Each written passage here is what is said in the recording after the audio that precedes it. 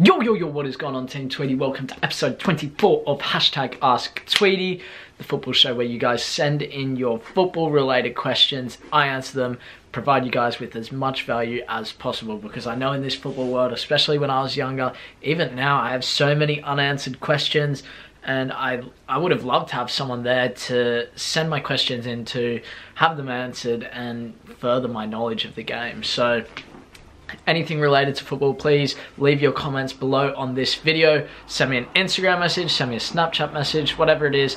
I try and do as many as possible. It's every Tuesday and Thursday, and we do 3 questions every single episode. So if your question's not being answered, I will get to it. There's a lot of questions. But anyway, let's crack on with today's episode. I've got my questions on the screen here, and we're starting off with the first one, which is from Hanif Amusat. I said that so badly, but he says, is it hard to adjust living away from family for such a long period of time? If so, how does it feel? Now, if you guys have been following the journey for maybe the last 30 days or so, you would understand that it is so tough. You would have seen when my dad and Claire left, it was one of the toughest things. But I think, wait, I'm just reading the question. Hold it.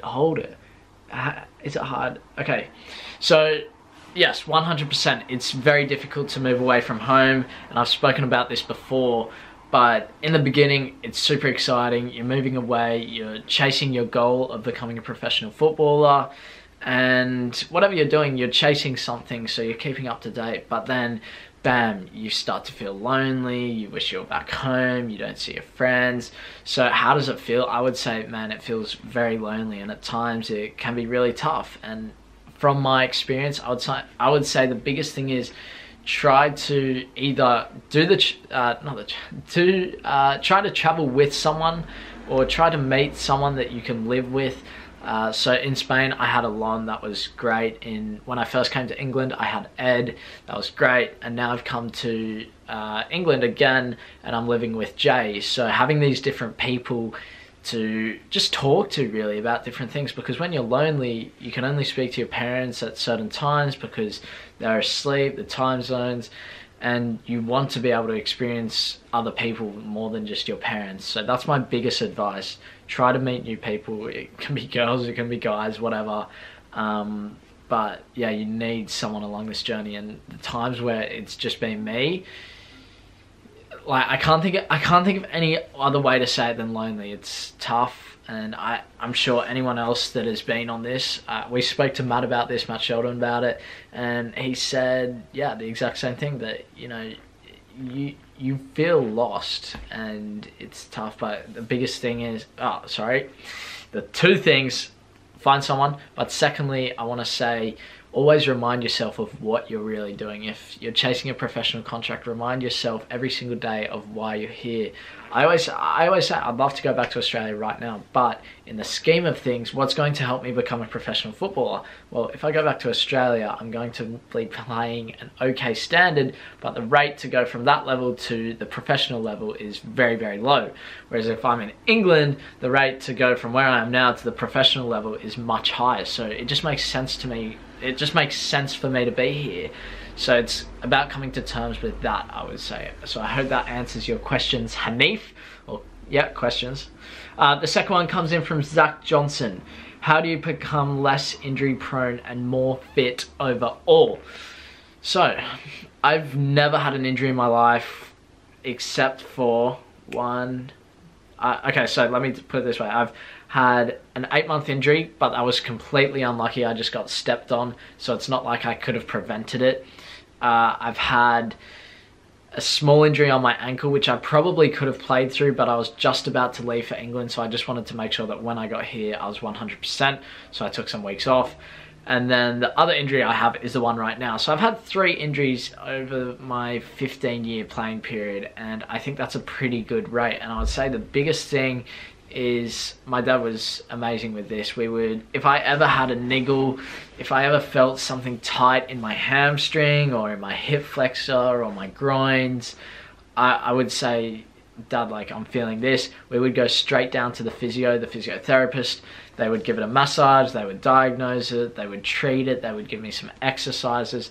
I would go away, do all of that, and then I'd be ready for the weekend. It's just amazing how that worked. I would ice it, like put anti-inflammatory cream overnight. You guys have seen that before. There's just so many different things that I do to make sure that my body is ready, because if you're injured and you miss a game, put it this way, if you miss one game, that single match could have been when there could have been a scout from a higher team, a professional team, looking for someone in your position, and you needed to play that day, but because you were slightly injured, you couldn't. So that's how I like to look at it. Always try to put your body in the best position to play every single match, whether that's stretching, foam rolling. Where's my foam roller? It's right there. But try and do everything. Like having a niggle, there's nothing wrong with saying, hey, what can I do with this? So we would go down to the physio, and sometimes it would be twice a week we'd have to go, because we knew how important it was to look after my body. That's my biggest thing. I can't think of much else. How to stay fit overall. Football sprints is good because you're performing a football action, so you're having to, I haven't done them in so long, just because the amount of training I'm doing, or was doing before I was injured, was so much that it just didn't make sense for me to do football sprints. But basically you sprint with some times. If you look back ages, I've done it, and then you have to perform a football action. So instead of just running, which is good, I think you need that form of conditioning where you're going, say that bike exercise that I did the other day, the 30 seconds on, 30 seconds off, 20 on, 10 off, 10 on, 5 off. That exercise I think you need, but I think you also need to do football sprints, because you need to put your body to the point of exhaustion, and then you still need to be able to perform a football action, whether it's a shot, a pass, a dribble. So I really like that concept, because you can just do your bike, right?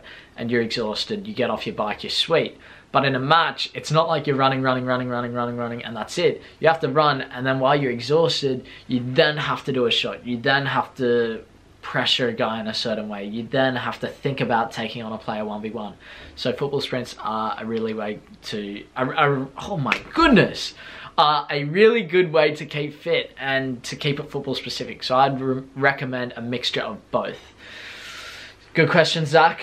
The third one, the third and final.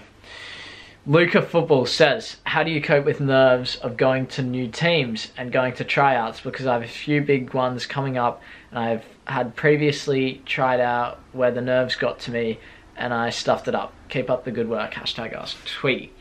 Okay, so what I'm going to first off say is that if anyone comments in any of my videos and you see it, put them straight onto episode 24 of hashtag ask Tweedie, because this is going to answer their question. When you're faced with a football trial or a football tryout, I want you to go there with the expectation to learn. And the reason I say that is that if you're focusing on learning what you can improve on, it's much better than looking at it like, oh, I have to make this team. First off, you're putting pressure on yourself that you don't need to. Secondly, well, if you're focusing on learning, I just can't, it's hard to put it into words, but if you focus on learning and you don't get picked, it's almost a good thing, because then you can speak with the coach. And I always say this, if you do not get picked for a team, if you're dropped from a team, speak with the coach, see what you can improve on.